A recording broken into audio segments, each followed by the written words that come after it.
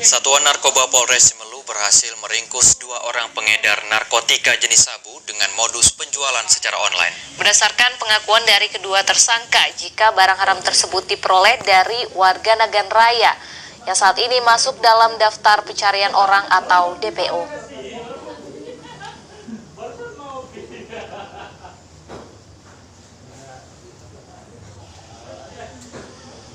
Dua orang pengedar narkotika jenis sabu dengan modus penjualan secara online atau lempar di tempat berhasil diringkus oleh tim kucing hitam dari Sat Narkoba Polres Simelu. Dari tangan tersangka, tim kucing hitam Resmob berhasil menemukan barang bukti jenis narkotika sabu dengan total berat keseluruhan 5,28 gram. Adapun kedua pelaku kejahatan itu yang berhasil diringkus yaitu PU, 28 tahun, seorang nelayan warga desa Sukakarya, Kecamatan Simelu Timur. Kemudian RZ, 24 tahun, seorang mahasiswa asal dari desa Medang Ara, Kecamatan Blangpidi, Kabupaten Aceh Barat Daya.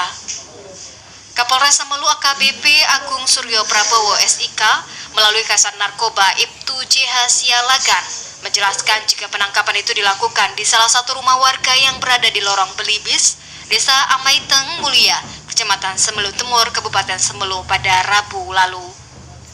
Tertangkapnya tersangka inisial PU dan inisial RZ berdasarkan laporan dari masyarakat.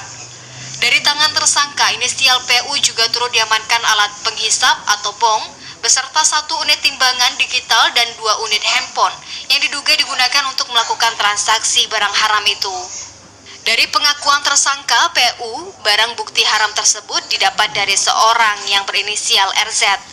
Dari perkembangan informasi, pihak kepolisian dan berhasil mengamankan RZ di sebuah salon yang berada di Desa Sukajaya, Kecamatan Simelu Timur, Kabupaten Simelu.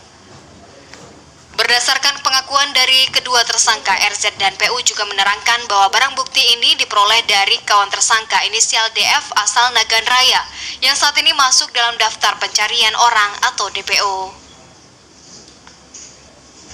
Tim Liputan TVRI melaporkan. Informasi lainnya akan kami hadirkan setelah jeda berikut. Tetaplah bersama kami di Aceh Hari Ini.